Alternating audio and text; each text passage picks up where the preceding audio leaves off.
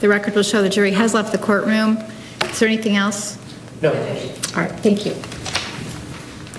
Just so we're clear, Mr. Martinez, you're in the building somewhere. Yes. And Mr. Nurmi, do you plan to stay close by, or are you going to be for the rest of today? Certainly.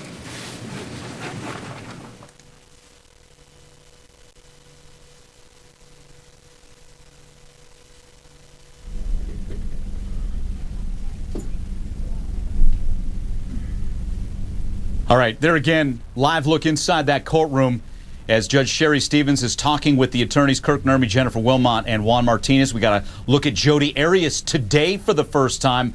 Much different look. The hair is pulled back. She doesn't have the makeup on. She's the glasses working as well. Again, the jury was in that courtroom, and here's what we gathered. The jury was in the box, and the judge read an instruction to them, and then the lawyers argued about what the life sentence means.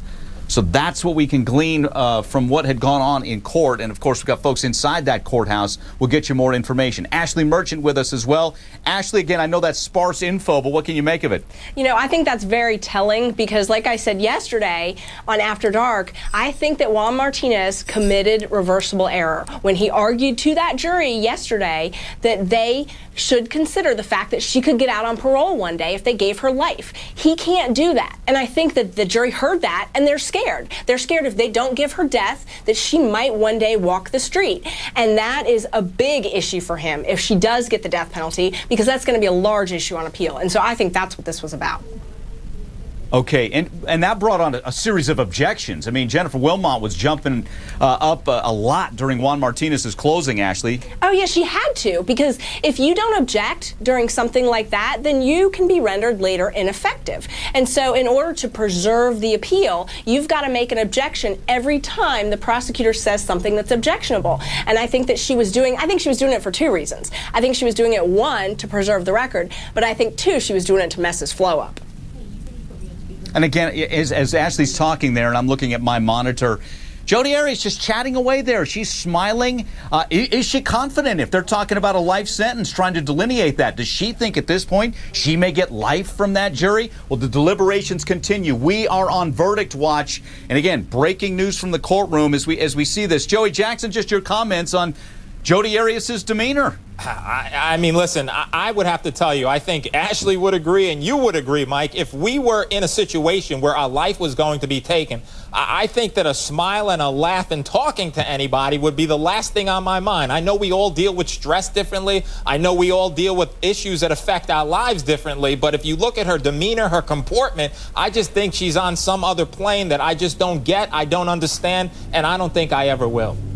I agree, Joey. I mean, I think that it's very disturbing, her demeanor, but I think it's pretty typical of Jodi, and I think it shows that she does most likely have this personality disorder that they've talked about, because she's able to just disassociate from the seriousness of what's going on right now in her life.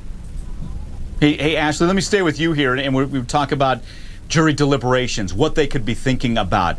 Out of all that went on yesterday, especially in court, we'll not talk about the interviews right now afterward, but what's the best thing that Jodi Arias did, or that Jennifer Wilmot did, that potentially could save Jodi Arias' life? The best thing that Jodi did was deflect off of her to her family, because the jury hates her.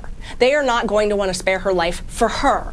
But they don't necessarily hate her family. Her family hasn't done anything, and her family's not on trial. So it was very smart of her to deflect that and say, don't do this to my family, because we all know that they might want to do it to her, but it's a lot harder for them to do it to her family. So I think that that was very powerful. Joey, I was in that courtroom yesterday, and you see Jodi Arias talking right now. That's the way she is. I mean, it was nonstop talking with Jennifer Wilmot, the mitigation specialist as well. So again, I don't know the defense strategy. I'm not pretending to say that I do. But when people say that she's got a strong voice in her defense and potentially could be running the show, hey, I believe it. Hang on just a sec, Jodi. We got Beth Karras with us. Beth, can you clarify what's gone on here? What was the topic of the instruction there from the judge to the jury? Okay, yes. Well, first of all, it appears, Mike, that the jury had not started deliberating yet today, but it's fair to say they are now deliberating. We'll clarify the exact time in a few minutes. The judge brought the jury in the courtroom without letting the media in there, except our Grace Wong did get in there, but she did not let us put the cameras on, and everyone was locked out of there. What Grace Wong heard and just told me is that the jury wanted an instruction on the definition of life in prison, and then the attorneys on each side got to argue what that means. And Jennifer Wilmot, for the defense, said there's nothing in place with respect to this case which would allow Jodi Arias to ever get parole if she were to get the life with parole after 25 years, which is an additional 20 years beyond the 5 she's already done. And it is a fact that in some jurisdictions, death penalty verdicts went down once there was an alternative life without parole. Jurors just want to know a defendant's never going to be free. So one has to wonder if that's what's going on with this jury.